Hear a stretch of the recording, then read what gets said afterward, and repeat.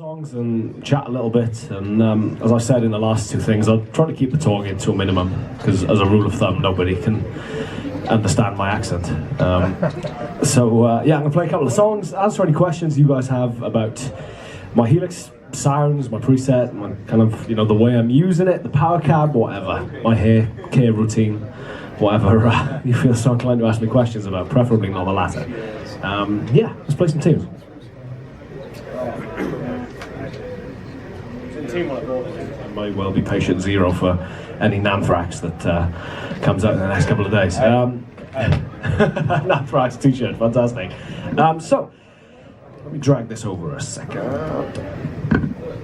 So a couple of you obviously were here yesterday, so you're going to be watching the same boring stuff that I told you about yesterday, so apologies. But my kind of understanding of the Helix, to be honest, stops at probably approximately 2% of what it is actually capable of. I'm using it in a very rudimentary way, primarily based around my existing pedal board, by which I mean each switch does one job. Obviously there's kind of multiple presets if you want them, there's snapshots, there's all this stuff that at this point in time is probably slightly beyond my comprehension. So the way I've set this up is very much representative of the pedal board and the amp setup, which I've been accustomed to for the past, you know, however many years I've been playing.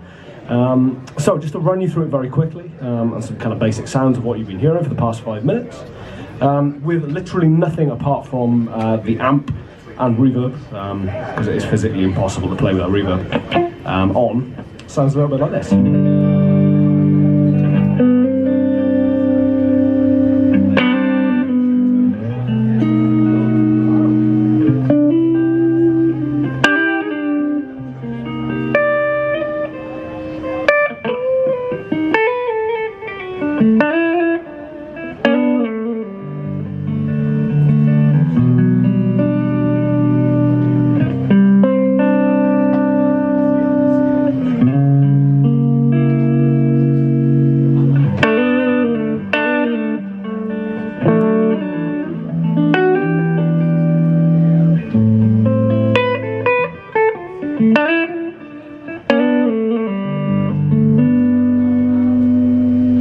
Pretty clean.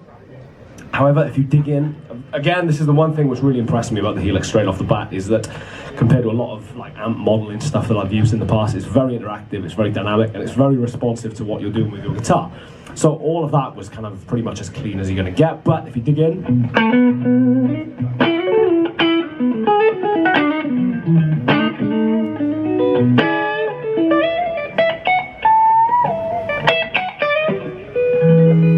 back off.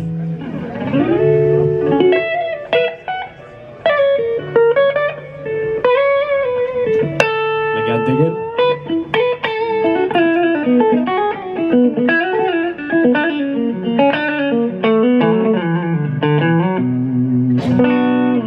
Very amp-like in its response. You really get a very kind of natural sort of response out of it. Response being the sponsored word of the day. Moving on to kind of effects, as I said, we've got a reverb which is on at all times. The first effect in the chain, which I utilised for 90% of the time, I guess, I feel increasingly lazy for doing so, is a compressor. Now, I heard someone describe a compressor recently as a kind of sonic yoga mat, which I guess sort of adequately sort of describes how I feel about it. It's just something a little bit comfy or comfortable, to stick underneath you, just to kind of make things a little bit easier. The only time the compressor really doesn't go on is if I'm using humbuckers. So if I'm using P90s or more traditional single coils, it's pretty much on all the time, to be honest. So it's set incredibly subtly, and on and off sounds a little bit like this. So off, on, very, very subtle.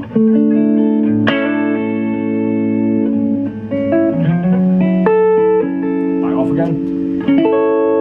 On. You get a kind of a snap, I guess, with it. So if you're kind of doing more percussive,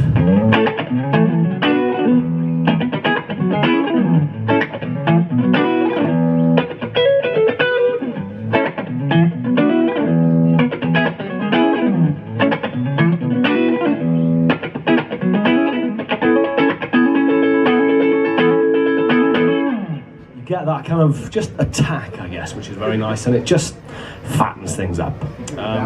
Say again, do it without, yeah. So I'll just kind of flick it in and out, I guess.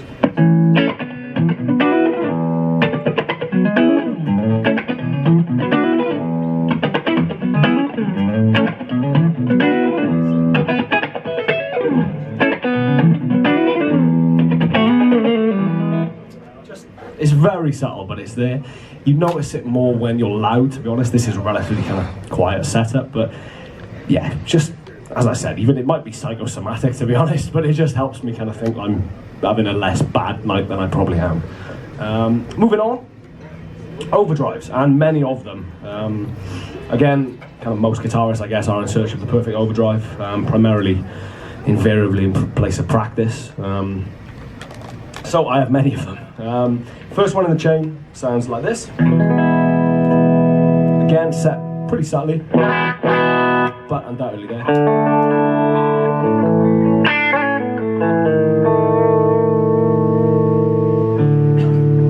Again, really cleans that nicely.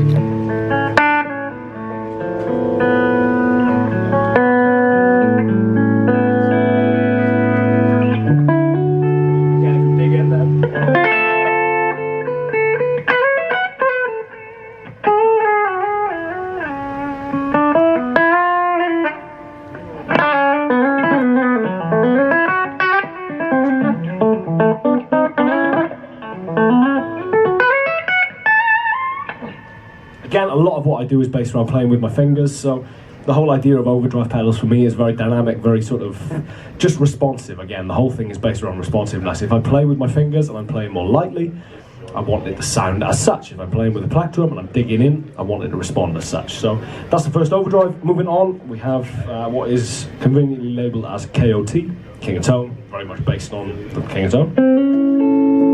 This is a bit more drastic. I guess this is probably the most obvious overdrive I have.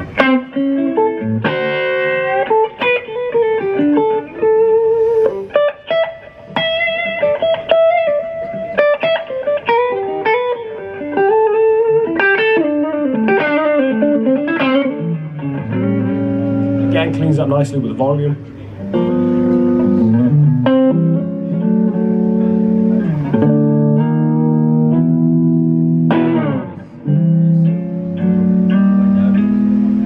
Just very responsive. There's that word of the day. The next overdrive pedal is labelled Timmy. Again, it's labelled as such because it is based on the Paul Cochran Tim. Again, very subtle.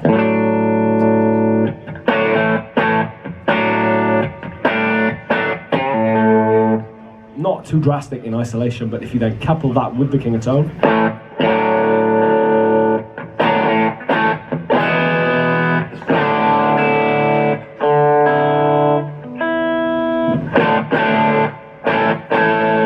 that combination of pedals tends to get a lot of use in like chorus of tracks maybe, where I want a slight volume boost, nothing drastic, but primarily want a gain boost. So that last track you heard the chorus of which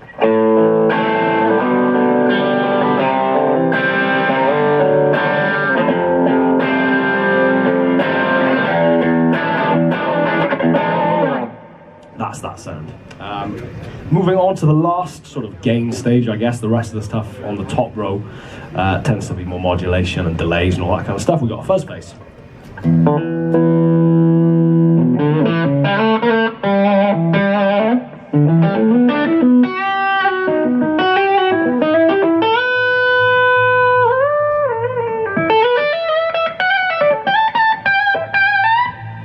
Cool sounding fuzz bass, but again that tends to get a lot of use stacked with an overdrive, which fattens it out, gives it a kind of faux Eric Johnson thing going on, I guess. So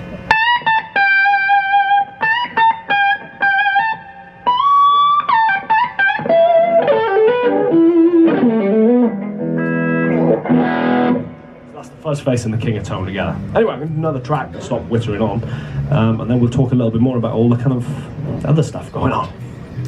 Touch upon the other stuff very quickly. Worth mentioning, massive shout out to the power cabs behind. Nothing against the Helix whatsoever. I'm not a massive fan of IRs. I've always struggled with IRs of any description a little bit. There's a couple of very good ones in the Helix actually, which work particularly well when you're combining them. So if you've got maybe two cabs running together, that's 80% of the way there for me. But again, then you're relying on either in-ears or you're relying on monitors. And guitars coming back through monitors is my pet peeve, so I've never been a massive fan of that.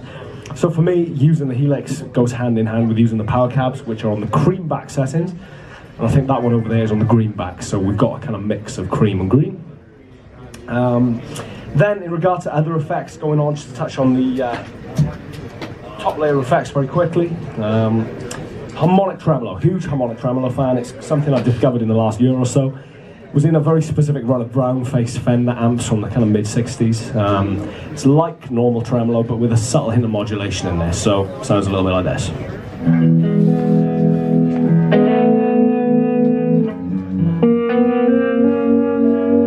A little bit kind of univibey, I guess.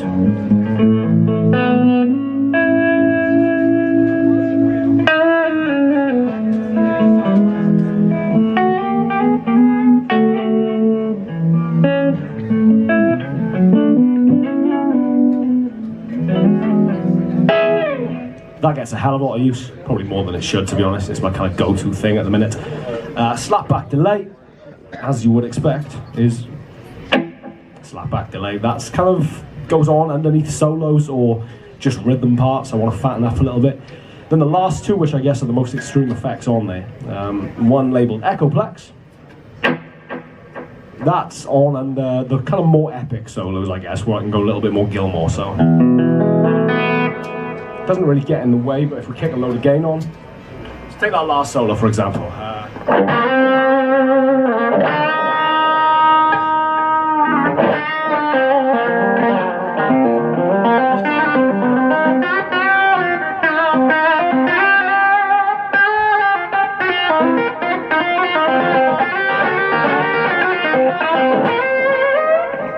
You can probably hear it there infinitely more than you can actually hear it in context with the track. So you can get away with a fair amount of that. And the last one then, labelled as Slow Train. Slow Train was the very first track I played, and for anyone who caught that, there was a kind of interlude, I guess, in the middle bit, an instrumental section which sounded a little bit like this. Look at that delay in the background.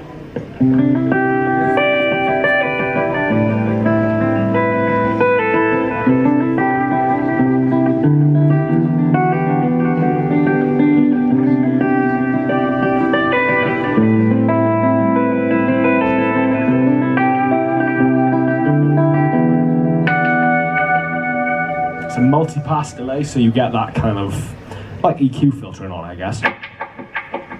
Sounds like that. That's pretty much everything that's going on in the Helix. The amp is the Fullerton Jump, which I think is based on a kind of basement type thing where you can jump the kind of lead and rhythm channels, or the kind of whatever channels they're called on there. Just gives you that extra kind of level of control over whether it's bright or whether it's dark or whether it's whatever. Obviously I showed you that at the beginning, but I'm going to play one more track. Any questions anyone has, please feel free to ask them now. Just a quick question. So, it has your name on the thing. Is that something that's just personally yours, or is that with the... Yeah, that's available through my website, my own preset. I made it. I did a run of shows in Europe with my band. I should mention that as well. Plug. The tracks you're hearing are my band, hence why they're kind of, not guitar shreddy stuff as such. There's kind of a lot of rhythm parts going on there because I play in a band. The band is called Buck and Evans. My surname, Chris Buck, and Evans. I realise we sound like a law firm. Moonlighting as a rock band, but yeah, that's my kind of preset that I just created with all my favourite stuff on it. We did a run of shows in Europe where I was using the Helix and the Power Cab, and just having something that loaded up the same every night was just invaluable. So I thought, rather than trying to do stuff when I got there, it would make sense to do stuff and then take it on a memory stick or take it on my MacBook, whatever. But yeah, any other questions? I'm going to play one more track now because we're running out of time, but sorry. Are we giving you direct... That's a very good question. I don't know. It's running through the power cabs, and I think the power cabs are then going to the from the house. From the cabs, yes. So the way the cabs work is that you could take a direct out of the back of the cabs that takes the sound of the cab with it, if that makes sense. So it's a cool feature because it does away with the need of draping microphones across it and all that kind of stuff. So yeah, there we go. Right, let's play one more song and then I will bugger off.